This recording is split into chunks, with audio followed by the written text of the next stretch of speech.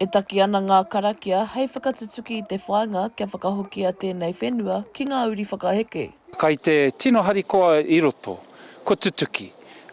Ko tutuki te tirohanga whānui, te whakakitenga o tō mātou pāpā pakake.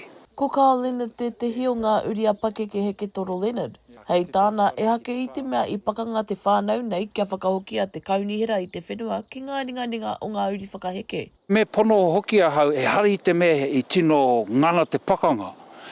He ngāwari, ka ireire kotahi noa te mea raru, ko te tehi o ngā mea kaunihera. Engari tuatu i aia, ngāwari noa, pai noa te haere. We're just stoked because it's been about 60 years since the whānau, the Leonard whānau, actually gifted this piece of land for the betterment of our community as a reserve. Tai atu ai te koromatua o Rotorua a Tānia Tapsel ki te hāpai te whoatutanga o te whenua mai te kaunihera ki ngā uri whakaheke o te whenua nei. Look, we're not using it, we haven't used it, so it was just right that the council returned it to the whānau, and we're just so grateful to return that value of generosity back to them as well. Kei te tino harikoa. Harikoa, me te pauri anō hoki, i te mea kua ngaro tō mātou kuia, tō mātou koraua, nō rātou te whenua, ka matu tōku māma anō hoki, ni te mea kei konei tō mātou kāinga. Engari, kei te harikoa, ko hoki mai te whenua, kare kōrero i tuatu o tērā.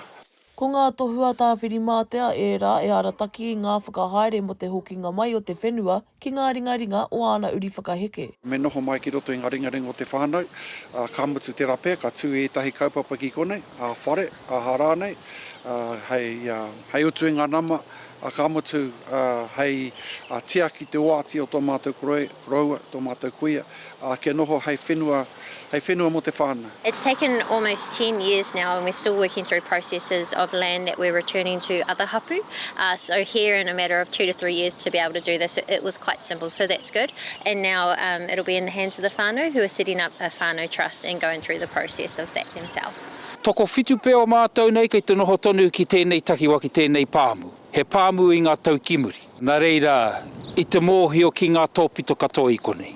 Hara mai tātoki, haue, huiai! Ka mutu e whiti ana te rā he tohu kua tutuki te hokinga mai o te papa whenua nei ki ona uri whakaheke. Macie Kuki, Aukaha.